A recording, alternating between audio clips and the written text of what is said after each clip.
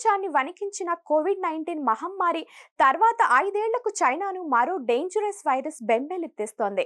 Human మెటామ్యూనో వైరస్తో సహా అనేక వైరస్లు డ్రాగన్ దేశాన్ని వణికిస్తున్నాయి. అధిక ఆసుపత్రుల్లో వైరస్ కేసులు పెరుగుదలతో ఆరోగ్య అధికారుల్లో తీవ్ర ఆందోళనను రేకెత్తిస్తోంది. చైనా ప్రస్తుతం హెచ్ఎంపీవీ కేసుల పెరుగుదలతో పోరాడుతోంది. సోషల్ మీడియా పోస్టులు, నివేదికలు వైరస్ వేగంగా దేశంలో వ్యాప్తి చెందుతుందని సూచిస్తున్నాయి. వైరస్ వ్యాప్తితో అనేక ఆసుపత్రులు, శ్మశాన వాటికలు ముంచెత్తుతున్నాయి. Influenza A, HMPV, mycoplasma, pneumonia, కోవిడ్-19 వంటి బహుళ వైరస్ల పెరుగుదలను చైనా ఎదుర్కొంటోంది. భారీగా ఆసుపత్రులు, శ్మశాన వాటికలు నిండిపోతున్నాయని సార్స్-కోవిడ్-2 అనే ఎక్స్ హ్యాండిల్ పోస్ట్ పేర్కొంది. న్యూమోనియా కేసులు, వైట్ లంగ్ పరిస్థితులతో పిల్లల ఆసుపత్రులు ముఖ్యంగా ఒత్తిడికి గురవుతున్నాయని పోస్ట్ తెలిపింది. ఈ వైరస్లు వేగంగా వ్యాప్తి చెందడం వల్ల చైనా అత్యవసర పరిస్థితిని ప్రకటించిందని కొందరు పేర్కొన్నారు. అయినప్పటికీ దీనిపై అధికార ప్రకటన లేదు. ఫ్లూ వంటి లక్షణాలకు కారణమయ్యే హెచ్ఎంపీవీ కోవిడ్-19 మాదిరిగానే లక్షణాలను కలిగి ఉంటుందని అంటున్నారు. ప్రస్తుత వైరస్ పరిస్థితిని నిశితంగా పర్యవేక్షించడానికి ఆరోగ్య అధికారులు రంగంలోకి దిగారు.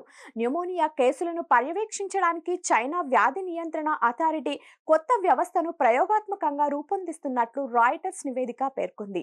మానిటరింగ్ సిస్టమ్ అభివృద్ధి చెందుతున్న వ్యాధి కారకాలను నియంత్రించడమే లక్ష్యంగా పెట్టుకుంది. ముఖ్యంగా 5 ఏళ్ల క్రితం కోవిడ్-19 వైరస్ మొదటిసారి ఉద్భవించినప్పుడు సంసిద్ధత లేకపోవడమే అతి వ్యాప్తికి దారితీసింది.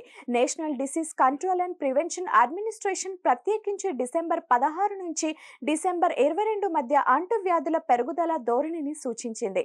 ఈ కేసులకు నివేదించడానికి ల్యాబొరేటరీలకు వ్యాధి నియంత్రణ ఏజెన్సీలు వాటిని ధృవీకరించే ప్రక్రియపై పనిచేస్తుంది. ఉత్తర చైనాలో పెరుగుతున్న హెచ్ఎంపీవీ వైరస్ ముఖ్యంగా 14 సంవత్సరాల కన్నా తక్కువ వయసు ఉన్న పిల్లలపై తీవ్ర ప్రభావితం చేస్తుంది.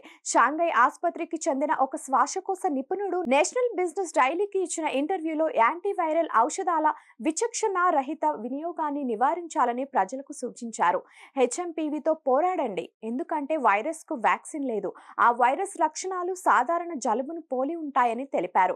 ప్రస్తుత పరిస్థితుల్లో వైరస్ బారిన పడకుండా సాధ్యమైనంత వరకు జాగ్రత్తలు తీసుకోవాల్సిందిగా సూచనలు చేస్తున్నారు.